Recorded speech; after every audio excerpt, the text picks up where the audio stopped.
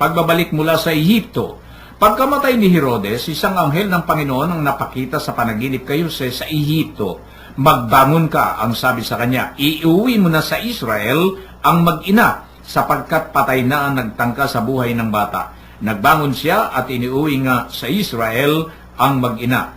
Ngunit nang mabalitaan niyang si Archelaus ang naghahari sa Judea, kahalilin ng kanyang amang si Herodes, siya'y natakot na pumunta roon. Muli siyang sinabihan sa panaginip, kaya't nagtungo siya sa Galilea.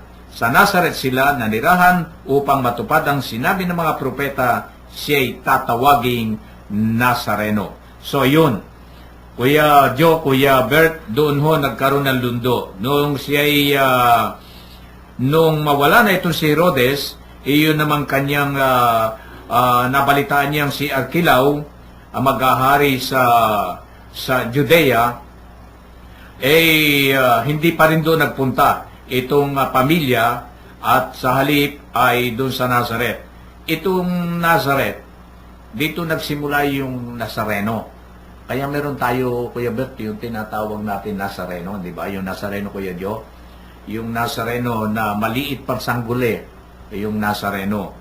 Siya tinawag na Nazaret. Doon pala nagsimula, doon sa Nazaret. Doon nanira sila sa Nazaret at natupad yung sabi ng mga propeta. Talaga yung mga propeta ng mga panahon talagang credible yung kanilang mga pinukuan. Kasi ginagamit sila ng Panginoon. Wala namang propeta, idol na totoong nilalang ini-assign ng Panginoon panahon niya. Ang mga propeta ay talagang ginagabayan talaga niya. Pero maraming naging bulaan propeta noon. At hanggang ngayon marami pa ring propetang bulaan. Pero yung mga, katulad dito, ito yung mga propeta talaga na binigyan ng karapatan ng Panginoon. Totoong hinirang na propeta. Totoong hinirang ng propeta. Pero tama yung sinabi niyo, maraming mga bulaang propeta.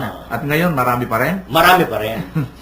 Marami pa rin propeta. Dito ho sa pagbabalik mula sa Ehipto na ito, ano po niyo masasabi dito, Kuya Bert?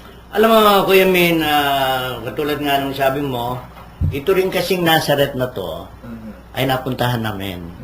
No? At doon din ay may simbahan. No? At lalo na doon sa deep well na pinag-iigubulan ng ating mahal na ina ay nandoon, na may simbahan din doon. At doon sa mismong kabahayan ng bahay na kinalakihan ng ating mahal na Panginoon, ay nandoon na napuntahan din namin. No?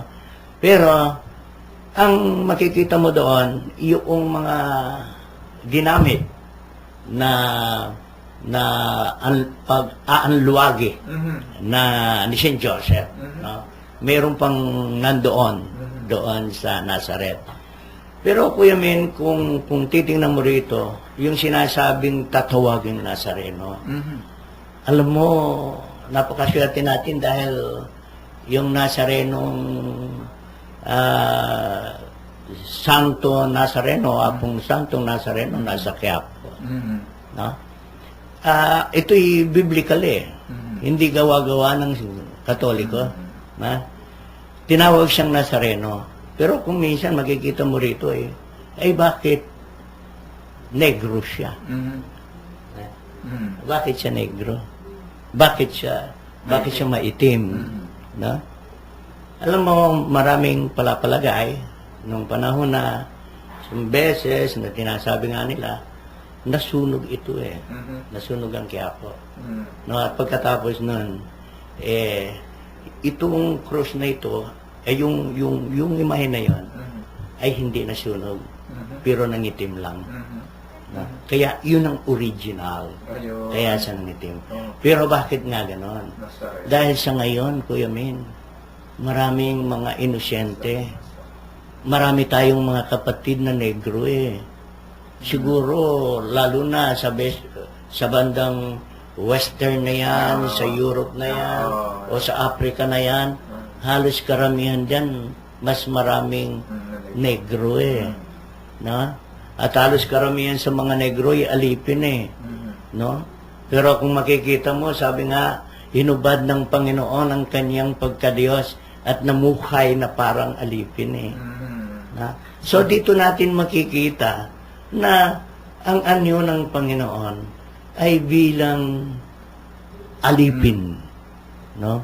Kinakatawan niya ang karamihan ng mga itim. Eh kaya nga kung minsan hindi dapat ikahiya ng tao dahil mahal ng Diyos din ng mga itim eh. Na kinakatawan nga ng Nazareno sa Quiapo. Hindi, walang pinta. Wala yung maputi ka, mahal ng Diyos ang maputi. Eh, masigit na mahal ng Diyos ang mga mahihirap, lalo na yung mga alipin eh. Na? So sana, mabigyan natin ng pansin, huwag nating naglayin yung mga maiitim din katulad ko. Kaya nga sinasabi ko yun. Ano? So sana, Kuya Men, huwag tayong magaglahi. Kaya inibig ng Panginoong Diyos na yung Nazareno dun sa Quiapo ay isang maitim na anyo ng tao ay upang wagaglihin o ismulin ang sinumang taong lalang ng Diyos. Lahat ng nilalang ng Diyos na tao ay mahal ng Diyos. Amen. Walang lahing Walang itinatanging. pinag-iba. Walang itinatanging lahi. Walang itinatanging. Basta ikaw ay taong narito sa mundo na ito, anak ka ng Diyos. Yan ang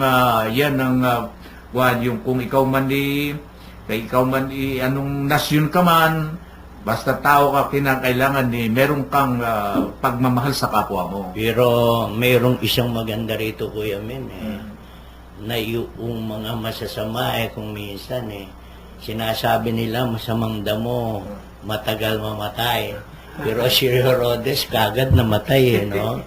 So sana, isang number one dito, huwag tayong mag-isip, lalo na ng kamatayan ng iba, ng kapwa natin. Kundi, wag ang hangarin natin, ang tayo'y makatulong at makabuhay at maging halimbawa ng kapwa natin. Hindi katulad ni Herodes na nagnais na pumatay ng kanyang kapwa, lalo tigit kung ito'y magiging hari. Nang dati dahil sa kanyang kapangyarihan. O anuman ang ating maaaring maging kalagayan sa buhay, kung ito'y makasisira at makasisira ng puri sa ating mga kapwa, ay wag din nating gagawin. Ito'y labag sa kalooban ng Diyos. Ito'y labag sa panuntunan ng ating Panginoon. Bakit ngayon, Kuya Joe, Kuya Bert, kung bakit ngayon, yung ikaw ma-overshadow lamang sa kapangyarihan, pumapatay. Yung ayaw, para bagang sa ayaw nilang merong hahalili sa kanila. Kaya yan ang nabilang gusto nila siya yung maghahari sa kanilang bansa, sa kanilang lugar, at forever gusto nila, lagi na lang sila. Ayaw bumitaw. Ayaw bumitaw sa katungkulan. Di ba, Kuya Joe? Herodes yun. ayaw bumitaw sa katungkulan talaga ba? Gagawa ng paraan para manatili sila sa kapangyarihan Iyon ang sala yun sa mga kakristyanuhan.